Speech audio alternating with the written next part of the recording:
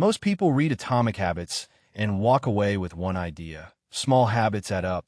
True, but that's the surface. The deeper value of the book isn't motivation. It's the mechanics, how behavior actually changes when your environment, identity, and systems are designed correctly. In this video, I'm going to share 7 ideas most people miss, plus my take on how to use them without turning your life into a productivity cult. Let's start with the most important one. Idea 1. Your habits are a vote for your identity. A lot of people try to change what they do without changing who they believe they are. They say, I'm trying to run, instead of I'm a runner.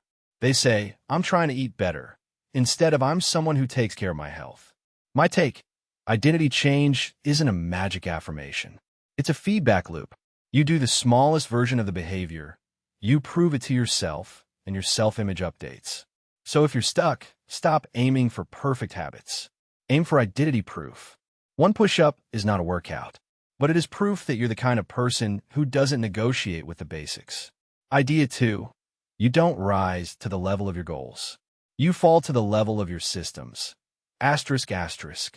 This line is quoted everywhere. But most people still build their life like this. They set a big goal. They wait to feel motivated.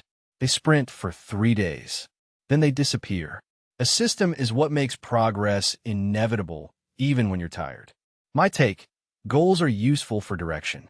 Systems are useful for daily reality. If your system requires hero-level willpower, it's a bad system.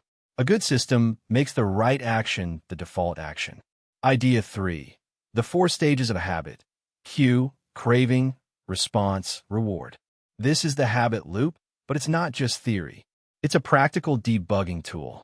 If a habit isn't sticking, the question isn't what's wrong with me. The question is, where does the loop break? No que? You forgot. No craving? You don't care. Too much response cost. It's annoying.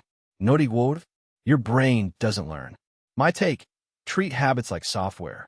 When something doesn't work, you don't shame the computer. You change the inputs. Idea 4. Environment beats motivation. People want to be disciplined in a messy environment. They want to stop scrolling with their phone next to them. They want to eat better with junk food on the counter. They want to study in the same place they watch YouTube. My take, stop asking for self-control. Ask for friction. Make bad habits harder. Make good habits easier. If your goal is to read more, put a book on your pillow. If your goal is to spend less, delete the shopping apps. If your goal is to wake up earlier, put your alarm across the room. Discipline is overrated. Design is underrated. Idea 5. Make it obvious, attractive, easy, and satisfying. These are the 4 laws the book uses to build habits. Most people only try to make things harder through punishment. My take, if you want consistency, you need positive momentum. For example, if you want to work out, obvious, gym clothes laid out. Attractive, playlist you actually love. Easy, 10-minute minimum. Satisfying, mark it on a streak calendar. The key is not the calendar. The key is that your brain gets a clean signal. This was worth doing. Idea 6. The plateau of latent potential. This is the part people emotionally misunderstand. You do the habit for a week, 2 weeks, a month, and nothing seems to change. So you assume it's not working. But results are often delayed. They show up after the identity and the system have had time to compound. My take, you need a way to measure progress that isn't just outcomes. Outcomes are noisy. Process is controllable. Track reps, not transformation. Track reps, not transformation. Track pages read, not I'm now a reader. Track dollars saved, not I'm now rich.